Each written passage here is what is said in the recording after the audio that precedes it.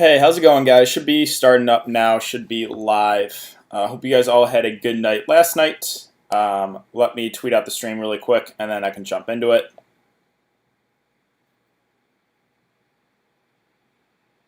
Just bear with me 1 second here.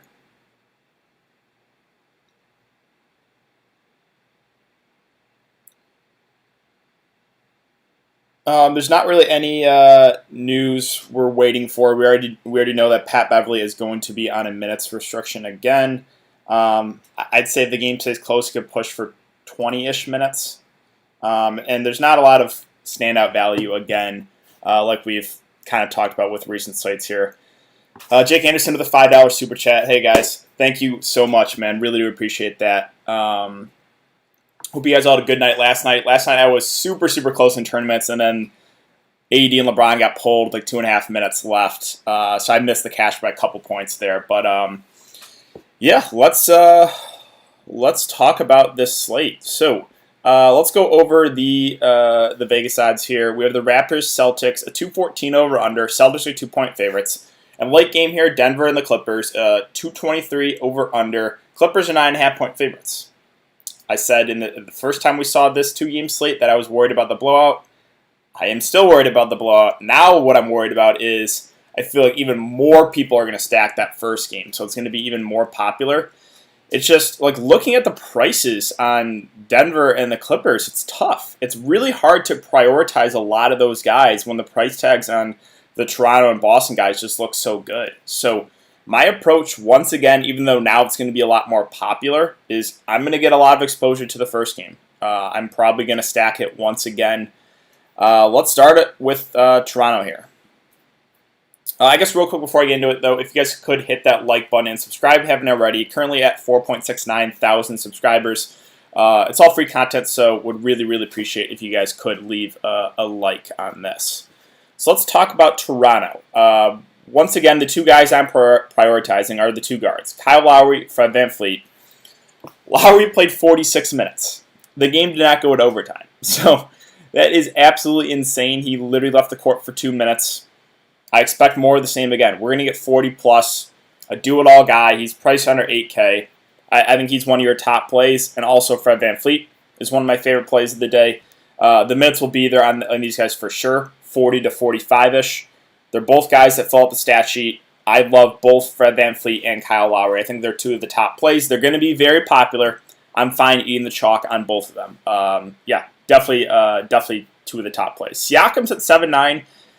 Right now, he's the contrarian option for me of the spend-ups for Toronto. I don't think Siakam's out of play. He's just been a little bit more up and down, right? And he has a lower floor, in my opinion, than Siakam and Kyle Lowry.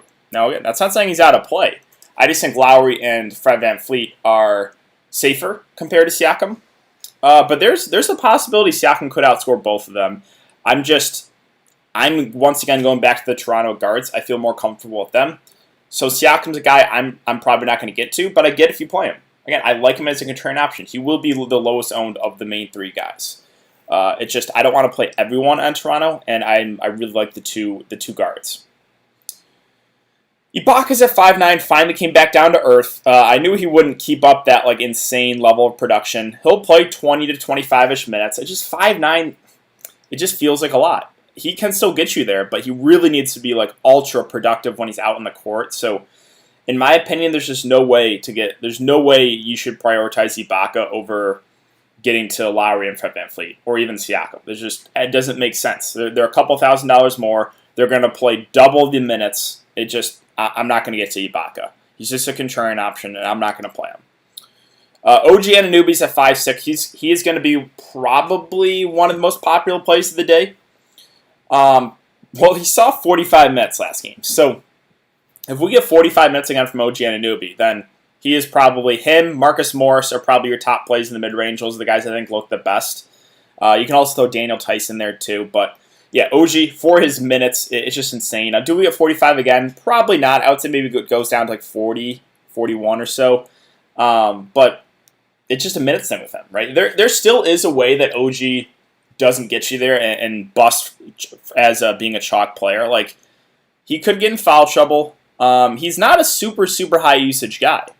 And again, he's more out there for his defense. So it's still not a guarantee that OG Anunoby is going to get you there at 5'6", but for the minutes and for his price point and for the guys around him in the mid-tier, I just think he looks like a really good option. He's going to be super popular, so I don't think he's a must-play. There's definitely a way where he busts on this slate, but right now he's in my lineup just for the minutes and the lack of plays around him in the mid-range, really. Gasol's at 4.5. I think he's solid. He'll play 25-ish minutes. The price is slowly coming up, but I don't think he's going to kill me. I think his range of outcomes is not super wide. Like I think like 15 to 25-ish, maybe 30 on the high end if he has a really, really good day. So there's not a lot of great value. We know the headache with the Nuggets and the Clippers rotation and trying to figure out their secondary pieces.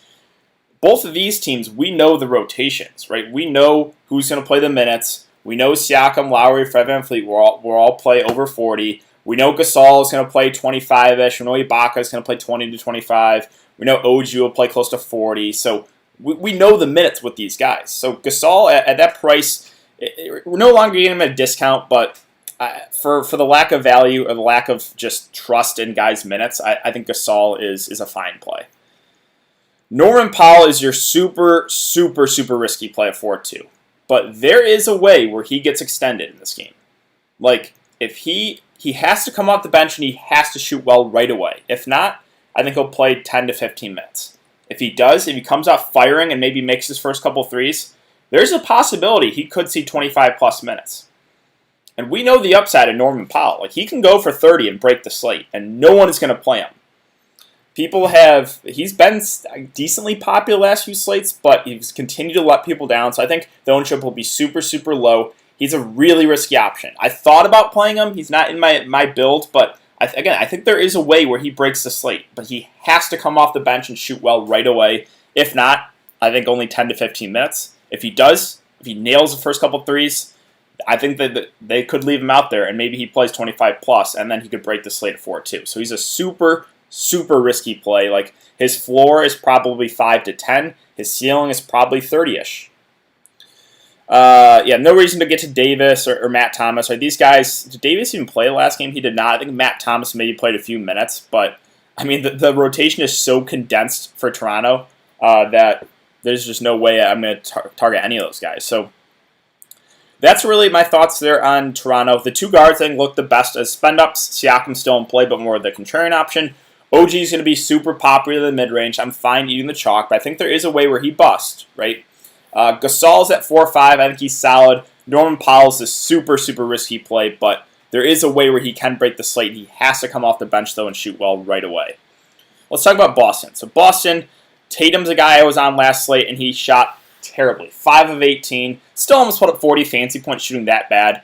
I'm fine going right back to the well with Tatum. Now, he is a little bit more up and down, right? If you just look at his fancy points per game, he's very up and down. 36, 53, 41, 57, 50, 33, 60, 36, 55, 37. So it's not like the consistency is really there. What I do know is the ownership will be low on him.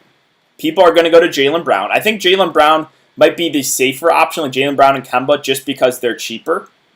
But this is kind of just a gut feeling. I don't think Tatum has back-to-back terrible shooting days. So I'm going to go back to the wall with Tatum. I like his upside. I know he has a somewhat low floor, and he will be contrarian, right? Kemba and Jaylen Brown are going to be more popular because they're cheaper, and there's very, very little value. So Tatum, I think, will go overlooked for those reasons of the price and his bad shooting day last time out. I'm fine going back to the wall there, Tatum. I think his ceiling is like 60-ish in this spot. So I don't think he shoots 5 of 18 again. He could, and then he could let me down, but I don't think he shoots that bad once again. So I do like Tatum. I think he's slightly more contrarian. I don't think he's in the optimal build. Like I think Kemba and Brown probably are because they're just a lot cheaper. But don't rule out Tatum, right? I like him for the reasons of I know he will be low round. Now Kemba, he's going to be popular at 8K. I think he's a pretty solid play. We'll get close to 40 minutes from him. I think his floor is a little bit higher than a guy like Jaylen Brown who went for 4 blocks last game. Don't think we see that again. So, yeah, Kemba's a guy that 8K seems priced about right, but he still has upside. And with there being very, very little value on the slate, I think he's someone that looks decent. Jaylen Brown's at 7-6, so he is like the Pascal Siakam to me. He's more the contrarian option. He was somewhat chalky the last slate. Kind of got bailed out with the 4 blocks. Don't see that happening again. Normally, he's not a guy. He did have 2 blocks, 3 steals the last time, but normally he's not a guy that gets like a lot of blocks and steals. So I feel better about Kemba than Jaylen Brown. That's not saying Jaylen Brown's out of play, right? It's the same exact scenario which I mentioned with Siakam and the Toronto guards. I feel more comfortable with the Toronto guards. Not saying Siakam's out of play. For Boston, I feel more comfortable with Kemba. Not saying Brown's out of play. He just will be more contrarian. Again, we still have no Gordon Hayward. Marcus Smart, I'm not getting to at 6'5". I think that's a play. It doesn't make sense to me on this slate. You have Kyle Lowry and Fred VanVleet for like $1,000 more. You have like Jaylen Brown for $1,000 more. You have Kemba for $1,500 more. Just it doesn't make sense to get to Marcus Smart at 6'5". So I will be fully fading him. Tice is at 5'5". He's viable. He will be lower owned. OG Anunoby is going to be the chalk in the mid-range. I think Marcus Morris will be as well. Those 2 guys probably look the best. Whereas Tice, I think, goes a bit overlooked. So I wouldn't completely rule him out. He'll play 30-ish minutes. He can have upside. We saw it the first game. He went for 38 fantasy points. That is definitely more a ceiling. So Tice is more of the contrarian play in the mid-range, but I still think is viable compared to guys like OG and Marcus Morris. And then let's talk about Robbie Williams. So the minutes went down to him a little bit. They brought Cantor in for a rotation. He played 4 minutes, which does worry me a little bit. Right? Boston Stevens has had games where they've run a 3-headed monster at center. So there is worry that Williams only plays like 10-ish minutes. If that's the case, he's probably not going to get you there at 3-8. If he gets his closer to 20 minutes like we saw in the first couple games, then I think he makes for a good value play. And with there being so little value on the slate, I'm willing to take the risk in Williams. If Cantor plays, then I'm probably screwed. But if we just see the 2 centers, if we just see Tyson, Robert Williams, and he plays close to 20 minutes, I think he's probably one of the better value plays. So know the risk. Know the risk when you play Robert Williams. There is a chance that Cantor gets in this rotation again, and then you're probably screwed. So if Cantor plays 10-ish minutes, there's only about 10 minutes left for Robert Williams. So know the risk there. It's a riskier play, but I like his upside because he's such a good point per minute guy. Brad Wanamaker, not enough minutes for me to consider him. Grant Williams is a super punt play. Did see 18 and 19 minutes last couple of games. I guess he's in play. Like if he gets 20-ish minutes, there's a way he gets like 15 fancy points, but I don't feel good about that at all. And then again, Cantor got in the rotation, only played 4 minutes. I'm not going to take the shot, but I guess there's a chance he could see 10-plus minutes if like Tice gets in bad foul trouble or something happens to Robert Williams, or again they just go with the 3-headed rotation of center. But I'm not going to play Cantor. And that's it for Boston. Let's talk about the last game here, Denver and the Clippers. It's just the price points in this game is just not great. Real quick, Paulie B with a $30 super chat. Wow, thanks for all you do, DK. You helped me take down the GPP last night. Michigan love, let's get it. Dude, that is super generous of you. You did not have to do that, but thank you. You have been on an amazing hot streak. Now, back-to-back nights where you've basically won GPPs. So thanks again. Seriously, that is super generous of you. Michigan love all the way, man. But yeah, I'll get the questions here in a sec, guys. Back to Denver. It's tricky. They're basically 10-point dogs, and I'm worried about the blowout again. And we're not getting discounts. Like, we're not getting a discount on Jokic. We're definitely not getting a discount on Jamal Murray. So right now, these guys are just contrarian options. Like, if Denver's going to stay in this game, it has to be because of Jokic and Murray. That's where the offense is coming from. But 9-5, yeah. It just, again, if you're going more contrarian, I could see getting to either Murray or Jokic, but I can't prioritize these guys right now. I just can't with confidence, and I'm worried the game doesn't stay close. So the upside is there on Jokic. He's safer than Jamal Murray. Like, definitely he has a higher floor, but I just don't know if I can pull the trigger. And same thing with Jamal Murray. 9-1, I can't do it. He's the far riskier option. He has a much lower floor. His ceiling is higher. Like, he can go for 50+. But this is a much tougher spot against the Clippers, too. I don't know. They're going to be lower owned. I just don't know if I can get to either of those Denver Stars. Like, I just prefer the guys in the first game. They just look a lot safer to me right now. And again, the potential for the blowout, too. Michael Porter Jr. at 5'1". Who knows what this minut's going to be like. his range of outcomes are somewhere between 15 to 30-ish minutes. If he hits the higher end, he can get you there. He's out there more for his offense, which is good. But Malone, if he gets burned like defensively, Malone will pull him. So there is no security at all with MPJ. I think he's playable, but definitely riskier. Like in the mid-range, OG is a lot safer for the minutes. I think Marcus Morse is a lot safer. I even think Daniel Tice is safer. Those guys are safer. Not saying MPJ's out of play, but just the minutes are so up in the air with him. Jeremy Grant, he'll play 30-ish minutes. He's a lower usage guy. He's fine if you need someone cheaper, but I would rather get to OG. I would rather get to Marcus Morris. I would rather get to Daniel Tice. So, yeah, Grant's playable, but would prefer those other guys for a little bit more. Millsap's the big question mark for me. He did play well, surprisingly, that last game after playing no minutes the previous 3 or 4 games.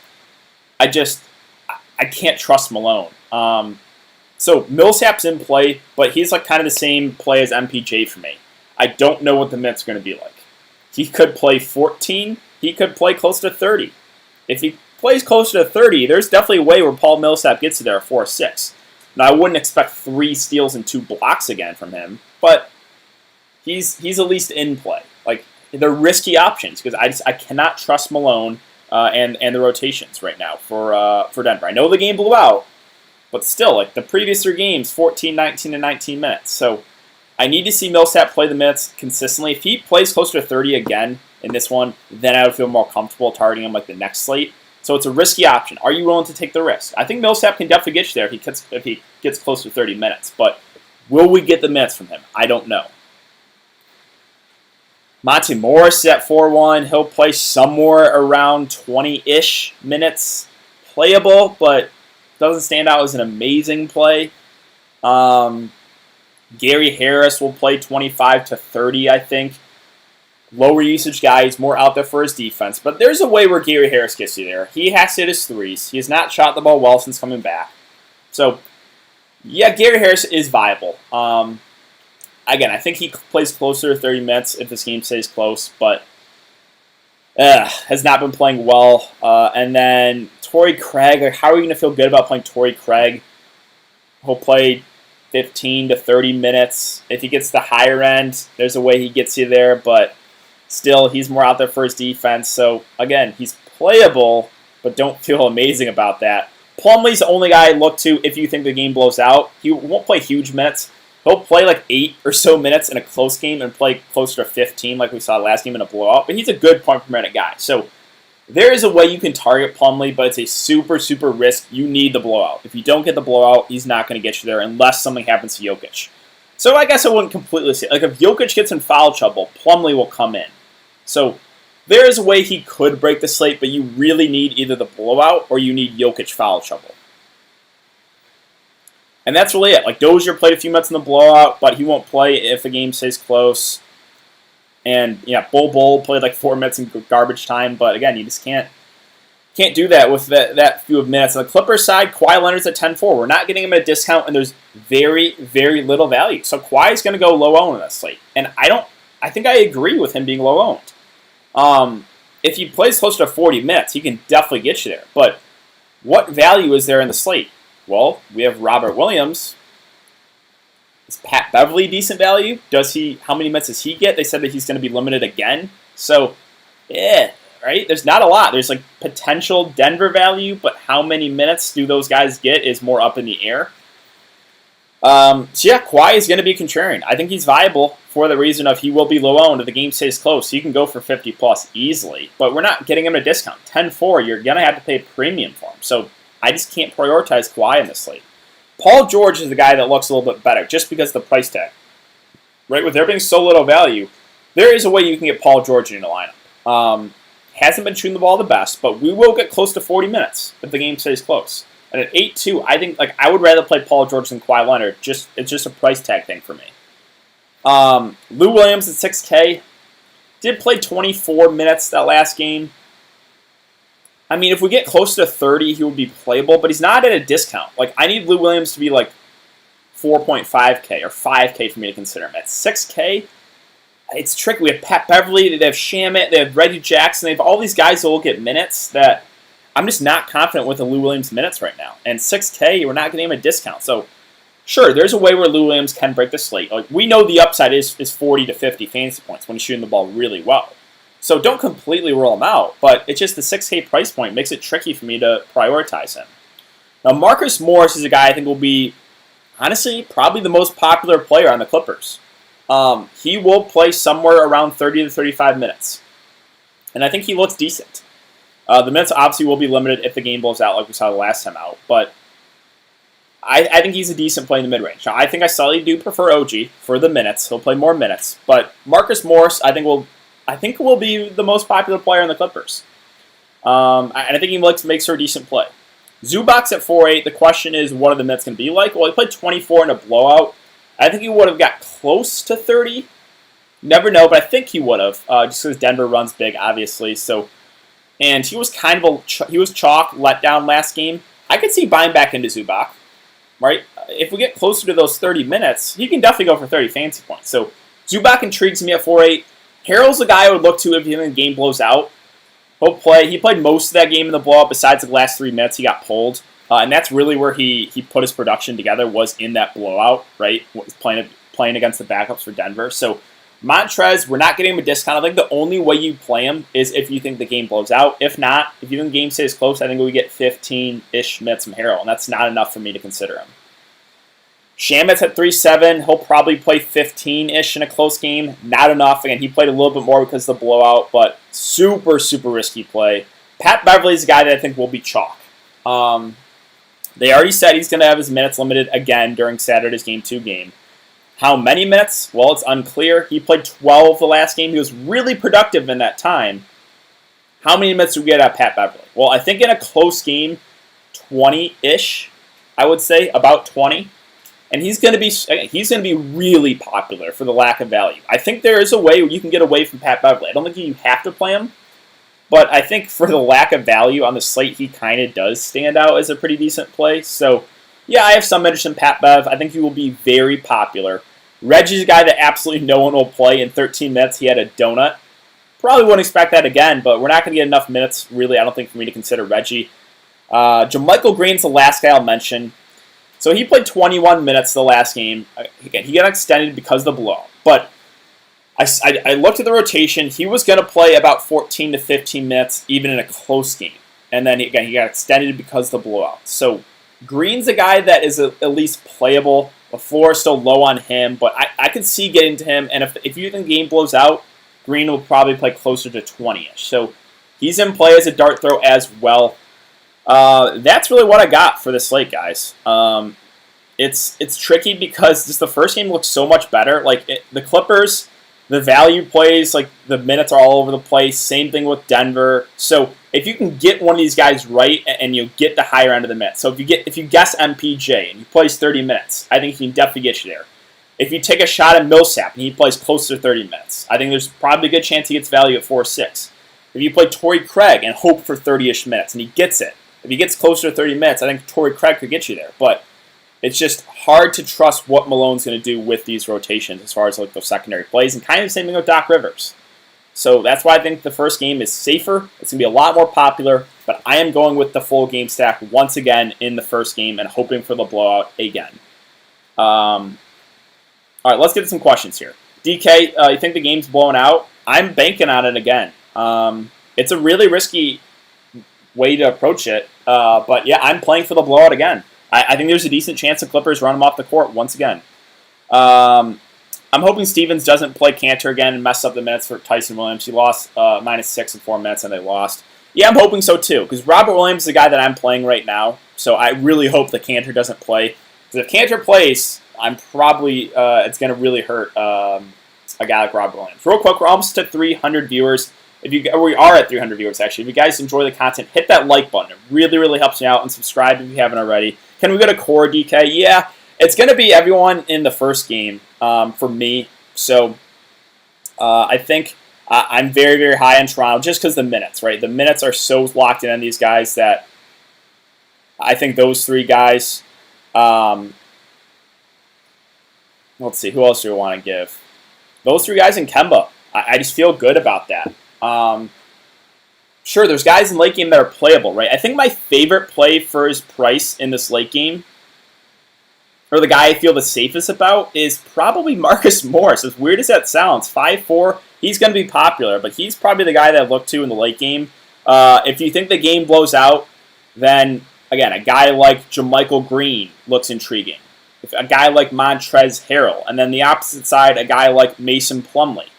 Those are the guys I would look to if you're taking the same stance as me, as you're not confident this game stays close. So I know I have 3 Raptors in there, but I'm just, the price tags and the minutes for all 3 of those guys that are up there, Lowry, VanVleet, and OG, I think all play over 40 minutes. So I just feel the most comfortable with them. And then Kemba at 8K, I feel a little bit more comfortable with him over Jaylen Brown, and then Tatum's a little bit more expensive. So that's the way that I'm going. Let's see. Do we believe in Marcus Morse? I don't think he's a must-play. I currently don't have him in there because I'm just doing a full game stack. But yeah, how does he can have at least 10K subs? Y'all bogus. I appreciate that, man. Let's see. What do you guys think? Craig, Harris, and Beverly. Pat Beverly's going to be the most popular of those 3 guys.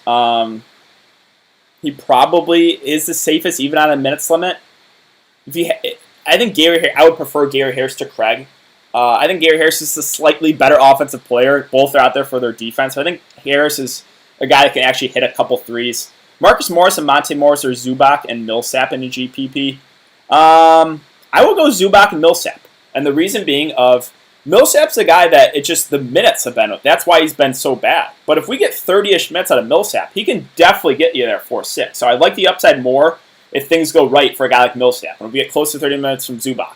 Whereas Monty Morris, I don't know if he has GPP winning upside. Marcus Morris will be popular, but I like the potential upside in Zubac and Millsap more. Millsap's floor is like 10. Yeah, he has a low floor. And the reason his floor is low is the minutes. Kemba, Marcus Morris, or Siakam and Kemba, DK? Kemba, Marcus Morris, or Siakam and Kemba? That doesn't really make sense, right? Definitely Siakam and Kemba. Thoughts on Tice? I think Tice is a decent play in the mid-range. He will go lower owned. OG is going to be more popular, and Marcus Morris is going to be more popular. I think they're probably slightly better options, but the optimal plays don't always work out. So Tice is a guy that I would look to as a contrarian play in the mid-range. I think he's a decent play, and he will go lower owned compared to those 2 guys I just mentioned. Oh, Siakam, Tice, my bad. Okay, yeah. So Siakam, Tice, or Kemba, Marcus Morris. It's going to be Kemba, Marcus Morris for me. Let's see, DK. Pick Powell and Tice or Beverly and Ibaka. It's how risky do you want to get? Because Pat, Beverly, and Ibaka are safer. And probably the optimal plays. Powell, he really needs to come off the bench and shoot well. No one's going to play him, but I think I got to go with that second option. Kemba, yep. Let's see, Robert Williams or Monty Morris for cash. It's just going to be Robert Williams for me and hope the Mets will be there. I just like his upside more. Jeremy Grant or MPJ. MPJ for shooting for the upside. Grant's fine at 4.9. So if you're going for the GPP winning upside, MPJ. If you're looking for a guy that's probably not going to kill you, Jeremy Grant, I think, gets 15 to 25-ish. So dumb to play all 3 Toronto studs? I disagree. I disagree. But that's my take. You don't have to play all 3. Just the Mets, I feel really comfortable on the price tags in all 3. So Millsap was on pace for 31 minutes last game. Yeah. Do we get that again, though? Do we get those minutes again from Millsap? I don't know. So I like the upside of Millsap if he gets the minutes. Don't like Walker either. That's fine. You don't have to play Kemba. Morris or Tice, I already have Rob Williams in my line. I'll probably go Marcus Morris there. Millsap is a bad play. Nobody's going to convince me otherwise. It's just the minutes. I don't know what the minutes would be. Green or Shamet? I'd rather play Green. Do you like Jeremy Grant? Not really. I'd rather get to OG. I'd rather get to Marcus Morris. I'd rather get to Tice. Will you stream on Sunday morning? Yes, I will be. Zubac and Grant or Harrell and Marcus Morris. It's going to be... It depends how you're attacking the slate. I think you only play Montrezl Harrell if the game blows out. So I guess Zubac and Grant. Zubac or Gasol. The upside's higher on Avicii Zubac than Marc Gasol. So would rather get to Zubac, but does it fit in your lineup? Yes, I will be streaming for NFL. Yep. Game stack in the first game, only playing Harris and Morse. Yes, you're kind of taking the same approach as me. We'll see how it goes. It's just the price points in the second game are tricky. Like 10K for Kawhi. Almost like 9.5 for Jokic. 9.1 for Jamal Murray. We're not getting these guys at discounts where we have Lowry at under 8K. Siakam at under 8K. And I know they're going to play 40-plus minutes. Have fun. I'll get a low-owned play. Let's see. All right. Thoughts on Grant Williams? He'll play 15 to 20 minutes, probably. Not a play I'm excited about, but if you're going stars and scrubs, I guess he's in play. I'm not going to play him, though. Pick Powell and Tice or Beverly. Yeah, it's going to be Beverly and Ibaka for me. People stat chasing with Millsap. Yeah, it's just the minutes with him. I don't know how many minutes. If I knew Paul Millsap, guys, if I knew Paul Millsap was going to play 28 to 30 minutes today, I would play him at 4-6. But what I'm concerned about is, do those minutes stay the same? I don't know. I don't trust Mike Malone at all. Let's see. If you had to pick Lowry or Kemba, if I had to pick, probably Lowry. I guess it depends what like who else you have in your lineup. How much Toronto exposure do you have? How much Boston exposure do you have? If you have very little Boston exposure, then Kemba. If you have very little Toronto exposure, then either Lowry or Fred VanVleet. I mean, I'm playing all three guys. So, yeah, Lowry 65%. Not super surprised. Let's go over some ownership. For stars and scrubs, who would you play? Ojale or Dozier? I mean, Dozier's not going to play unless the game blows out. Semi Ojale, I mean, he'll play a few minutes. How many minutes did he play the last game? He played. I wouldn't play. I seriously would not play either. If I had to pick Dozier because he's a more productive guy and just hope the game blows out. Kemba criminally owned. Let's see. I'm curious to see what this ownership is. So, all right, this intrigues me here. Lowry 84% owned in the $100 tournament. 84%. Fred VanVleet 66% owned. OG Anunoby 60% owned. So those main three Toronto guys are all super, super chalk. I'm not super surprised about it. I like Tatum's ownership, 24%, and I like Kemba's ownership at 26%. I'm assuming Jaylen Brown probably got the most then of those three. Let's see. Jaylen Brown, 57% owned. Jaylen Brown. 57%, whereas Kemba is 26%, Tatum 24%. That's going to win me the slate. If Kemba and Tatum outperform Jaylen Brown, I'm probably going to have a really good day. I have Ibaka at around 30 fancy points. Yeah, let's see. I have a feeling Fred VanVleet goes off tonight. He's due. Yeah, Fred VanVleet's not been shooting the ball well, and he's still been getting you there. What is Ibaka point projection? He is, I mean, probably somewhere between 20 to, on the high end, 30. I'm just not super excited about Serge Ibaka. DKU the GOAT, I hope you can save me. I'm literally horrible. Gasol, 11%. Well, let's see what else I got here. I got Robbie Williams at 22 and Gasol at 12%. So I want the full on game stack of the first game. Let's see. Tice is at 40%.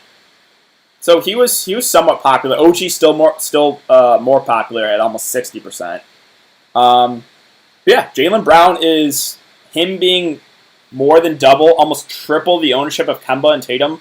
That's going to determine if I cash or not. If Jaylen Brown comes out hot and he starts scoring a lot, I'm probably going to not cash. But if he struggles, obviously it's going to be Kemba and Tatum doing well. So I like that. There's a real shot I can win some good money if Jaylen Brown has an off game. Let's see. Locke, I just hope the first game goes off as expected, not like the Denver-Utah game we had a couple days back. Later game, better blowout. Yeah, I mean, I'm hoping for it. Denver is just, I think they're outmatched. And the price tags still, even if the game stays close, the price tags are not amazing on these guys. Jokic at almost 10K. Jamal Murray at over 9K. Kawhi at 10.4. So, even if the game stays close, you need a ceiling game from Kawhi at 10.4. You need him to go for 60. Jokic, you need him to go for 50. Jamal Murray, you need close to 45. Brown or Paul George? I mean, I would probably rather have Paul George than Jaylen Brown, but I guess it's after lock. Don't sleep on second game. I'm not sleeping on it. I'm not sleeping on it at all. There is upside, right? If you can get right on one of those cheap Denver guys, whether it be Millsap or MPJ or even Tory Craig, Gary Harris, if you get the minute, if you play one of those guys and they get extended, then they have upside 100%. Tatum 30%. Yeah, so that's where I'm do or die is with Tatum and Kemba Walker for me. Millsap going to burn you guys all. Malone going heavier on MPJ tonight. They need more scoring. Possibly. Again, that's what worried me. That's why I didn't have a whole lot of confidence with Millsap, MPJ. I just don't know how many minutes they're going to play.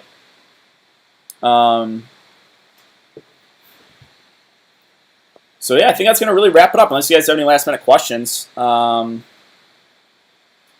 been a really good last couple nights. We had multiple people take down GPPs 2 nights ago, had a few take down GPPs last night. So, hopefully we keep more of the same tonight. Hopefully, if you want the same approach as me, hopefully we do get the blowout in the second game. It's a risk for sure, but I just think the prices looked better on those guys. I wanted 3 guards in Boston, Toronto, but I didn't like the value. Yeah, the value's tough for sure. If Mike Malone doesn't play MPJ more tonight, then I would say Murray and Jokic can't be your only offense. I agree. I mean, MPJ is the third guy offensively. Can't see. Let's see. My lineup is Walker, Van Fleet, Brown, OG, Williams, Lowry, Millsap, and Zubac. Yeah, I like that. I faded Beverly and pivoted to Jackson last minute. I would rather play Pat Beverly than Reggie Jackson. What are your thoughts on JaMychal Green, a low-end value? He's playable. He'll play 15 or so minutes in a close game. He'll play closer to 20 in a blowout. Love Powell at 12%. Yeah, Powell is, you need him to come off the bench and shoot well. But the upside is there in Powell. He could break the slate. I would not be surprised if Norman Powell breaks the slate tonight. He just has to come off the bench and shoot the ball really well. MPJ is basically the worst. Yeah, let's see. They can't stop. Brown, Walker, Van Fleet, Lowry, all way better plays than Murray. Yeah, I agree. They're a lot more safe. I've had the worst couple days to get back in the cash. Hopefully, man. Good luck, everyone. The first game going to be all defense. They're tired. Could be. But the prices just look so much better on the guys in the first game. All right, guys. I'm going to get out of here. I hope you have a good rest of your Saturday. I'll have a video up for Sunday's slate later tonight, and I will be live streaming again on Sunday. So good luck, guys. Hope we all win some money, and I will see you guys tomorrow.